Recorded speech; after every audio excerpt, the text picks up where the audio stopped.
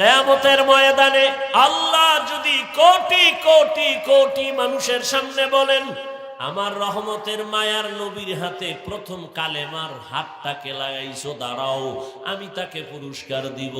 হাসরের ময়দানে একজন পুরুষও দাঁড়াবার ক্ষমতা পাবে না, একজন নারী দাঁড়ায় বলবে, রহমতের নবীর হাতের প্রথম মুসলমান আমি খাদিজা। কোন বেঈমানের গোষ্ঠী বলে নারীর সম্মান ইসলাম দেয়নি?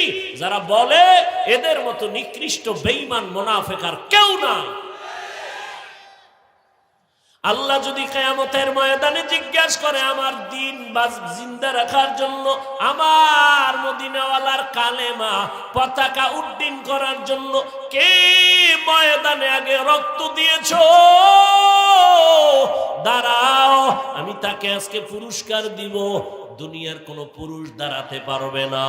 একজন নারী দাঁড়ায় বলবেন, আল্লাহ, রহমতের নবীর কালেমা উঁচু করার জন্য আমি একটা নারী প্রথম শহীদ হয়েছি, শাহাদাত বরণ করেছি, আমি সুমাইয়া রাদিয়াল্লাহু আনহা। একজন পুরুষও দাঁড়াতে পারবে না। দিন ইসলামের জন্য এক দেশ থেকে অন্য দেশে মানুষ যায়, এটাকে হিজরত বলা হয়। মদিনায় হিজরত করলেন আমার নবী। আল্লাহ যদি বলেন আমার দিন রক্ষায় কারা প্রথম হিজরত করছো, প্রথম ব্যক্তি দাঁড়াও, সেখানেও কোনো পুরুষ দাঁড়াতে পারবে না। একজন নারী দাঁড়ায় বলবে, ও আল্লাহ, আমি প্রথম হিজরত করা নারী, আল্লাহর নবীর স্ত্রী মুহাম্মদের মেয়ে ওসমান রাদিয়াল্লাহু তাআলা আনহুর প্রথম স্ত্রী আমি। ও পয়গম্বর, আল্লাহ পাক রব্বুল আলামিনকে সুসংবাদ দিয়ে দিবেন, এদেরকে বিনা হিসাবে আল্লাহ জান্নাত দিয়ে দিবেন।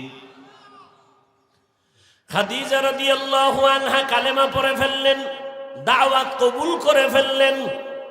রহমতের নবী এবার আর কম্বল ফালাইয়া ময়দানে বের হয়ে গেলেন, আর ঘুমাবো না, দাওয়াত শুরু হয়ে গেল। 40 বছরে কোনো দাওয়াত নাই, কোরআন নাজিল শুরু, এবার দাওয়াত শুরু। আমার টোটাল আলোচনার মূল পয়েন্ট, হেরা গুহায় জিব্রাইল যে চাপ দিলেন, কয়টা প্রশ্ন, 3 চাপ দিলেন কেন? নাম্বার 2, প্রথম 2 চাপে নবী বলছেন আমি পড়তে জানি না। তৃতীয় চাপে নবী চুপ থাকলেন কেন? এই একটা পয়েন্ট বলেই আমি শেষ করব।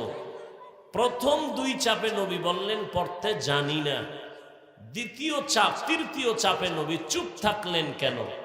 চুপ থাকার এক জবাব হলো, তৃতীয় চাপে চুপ থাকার এক জবাব হলো, জিব্রাইল একটা রেশমি রুমালে আয়াতগুলো লেখা আরশে আজিম থেকে আসছেন, নবীকে দেখাইছেন, ইকরা।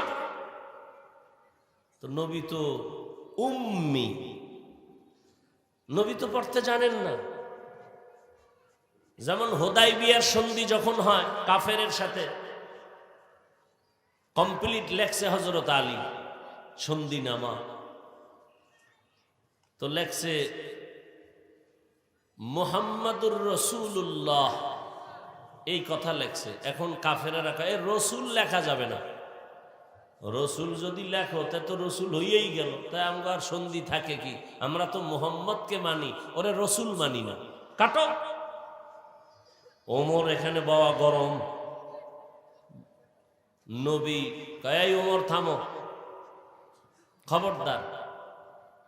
শেষ পর্যন্ত নবী বলেন, আলী, ওদের সাথে আর তর্কে যাওয়া যাবে না। এই আলী, তুমি যেখানে রসুল শব্দটা লেখছো এটা তুমি কেটে দাও। কে বলছেন? এই কথা বলেন না কেন? কে বলছেন? নবীজি। কার কাছে বলছেন? আলীর কাছে। রসুল শব্দ কেটে দাও। আলী কয় আপনি কি রসুল না? অবশ্যই রসুল, তা আমি পারবো না। নবী বলে তা কাগজটা আমারে দাও, চুক্তিনামাটা। নবী কাগজ আনছে, নবী তো পড়তে জানেন না। এই রসুল লেখছো কই? আঙ্গুল দিয়ে ধইরা দেখা। তো হযরত আলী চুক্তিনামাটা নবীর হাতে দিছেন। এবার লাইনে ধরা, এই যে লেখা রসুল। নবী আঙ্গুল মোবারক দিয়ে একটা টান দিছেন, লেখা মুছে গেছে। নবী হলেন উম্মি, পড়তে জানেন না। তো জিব্রাইল রেশমি কাপড় ধইরা কয় একরা, পড়েন। তো নবী বলেন মা নবী কারিন, আমি পড়তে জানি না। আবার বললেন একরা, নবী বলেন আমি পড়তে জানি না। তৃতীয় চাপে জিব্রাইল আমিন পড়তে নবী পড়তে জানেন না, ঠিক আছে। তৃতীয় চাপে তো জিব্রাইল পুরো 5টা আয়াতই পড়লেন। মক্তবের ছেলেরা মাদ্রাসায় যায়, কিচ্ছু পারে না। তা আমরা বসায় বলি কও রব্বি জিদনি ইলমা, কয়নি? আচ্ছা পরে যদি কি পারবে না, আমি শিখাই দিলে পারবে না? তো জিব্রাইল যখন বলেন, নবী বলেন ইকরা বিসমি রাব্বিকাল্লাযী খালাক, ইকরা, নবী পড়েন। নবী বলেন আমি পড়তে জানি না। অনেক ওলামায়ে কেরাম বলেন এখানে কেন নবী পড়েন নাই? জিব্রাইল শিখায় দেওয়ার পরেও কেন পড়েন নাই? বলে এখানে শুধু ইকরা বলা হয়েছে, কার নামে পড়ব বলা হয় নাই। তৃতীয় চাপে বলা হলো রবের নামে পড়েন। রহমতের নবী রবের নামে পড়াটাকে চুপ থেকে সমর্থন দিলেন। চুপ থাকার আর এক কারণ হলো নবী অসুস্থ হয়ে গেলেন, পড়বে কি? তৃতীয় জবাব, নবী চুপ থেকে সমর্থন দিলেন, হ্যাঁ আমি সমর্থন দিলাম, পড়া সত্য, রবের নামেই পড়তে হবে। ওখান থেকে দুনিয়ার পড়ালেখা 2 ভাগ হয়ে গেল। এক ধরনের পড়ালেখা রবের বাদ দিয়া, আর এক ধরনের লেখাপড়া রবের নাম সহ। দুনিয়াতে 2 লাইনই তো চলে।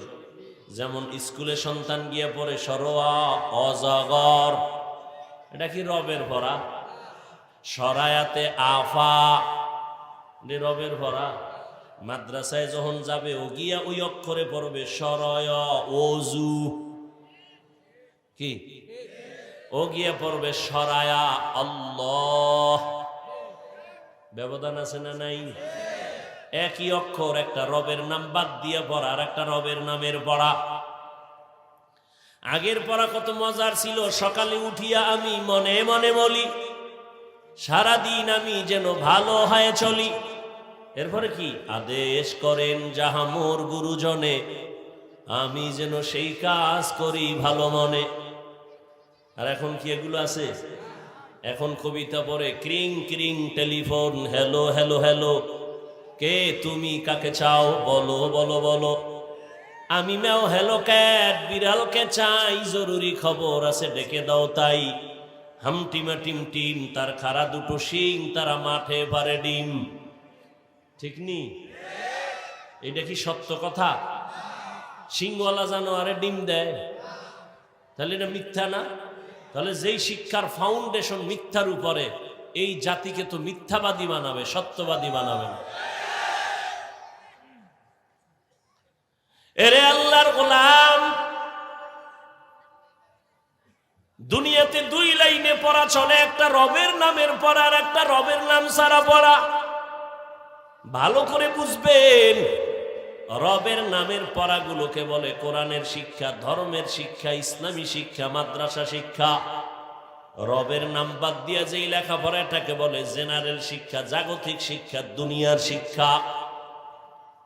এখন কোন পড়ায় কি হবে? আগে দুনিয়া নিয়ে আলোচনা করি। দুনিয়ার রবের নাম বাদ দিয়া যত পড়া আছে, এই পড়া পড়লে দুনিয়ার সন্তানেরা কি হবে? দুনিয়ার সন্তান ডাক্তার হবে, ইঞ্জিনিয়ার হবে, প্রফেসর হবে, কলামিস্ট হবে, সাংবাদিক হবে, ডাক্তার হবে, একজন উকিল হবে, ব্যারিস্টার হবে, এমপি হবে, মন্ত্রী হবে, এসপি হবে, ডিসি হবে। রবের নাম বাদ দিয়া লেখাপড়া করার দ্বারা সব হবে, সব হবে, মানুষ হবে না।